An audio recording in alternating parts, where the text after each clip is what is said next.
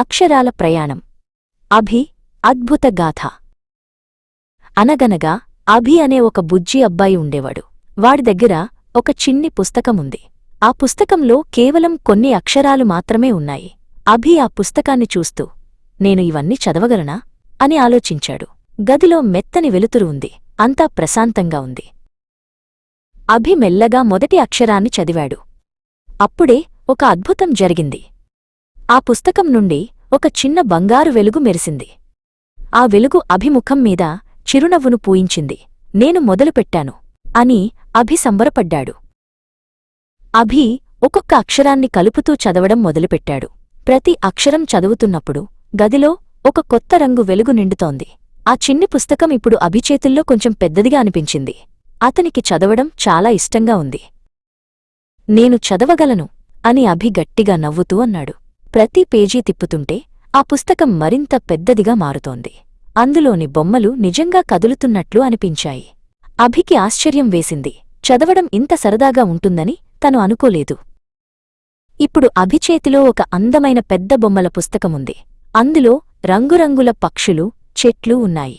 అభి ఆ బొమ్మలను తాకగానే ఆ పక్షులు పుస్తకం పైకి ఎగిరినట్లు అనిపించింది.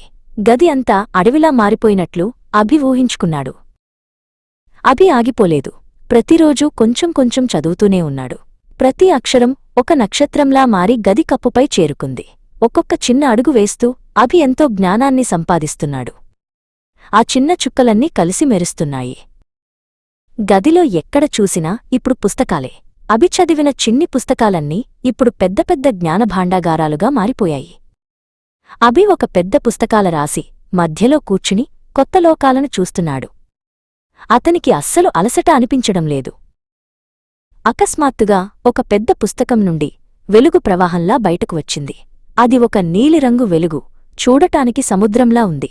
అభి ఆ వెలుగును చూసి మురిసిపోయాడు. తన చిన్న ప్రయత్నం ఇంత పెద్ద మార్పును తెస్తుందని అతను అనుకోలేదు. ఆ చిన్న చిన్న వెలుగులన్నీ, ఆ అక్షరాలన్నీ కలిసి ఇప్పుడు ఒక పెద్ద జ్ఞాన సముద్రంలా మారాయి. అభి ఆ సముద్రపు అంచున నిలబడి ఉన్నాడు. తను నేర్చుకున్న ప్రతి చిన్న విషయం ఒక నీటి చుక్కలా ఆ సముద్రాన్ని నింపింది. అభి ఎంతో గర్వంగా ఫీలయ్యాడు.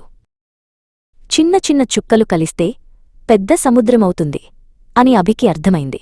ప్రతిరోజు చేసే చిన్న పని భవిష్యత్తులో పెద్ద విజయానికి దారితీస్తుంది. అభి ఇప్పుడు మరిన్ని పుస్తకాలు చదవడానికి సిద్ధంగా ఉన్నాడు. చదువు ఒక అద్భుతమైన ప్రయాణం.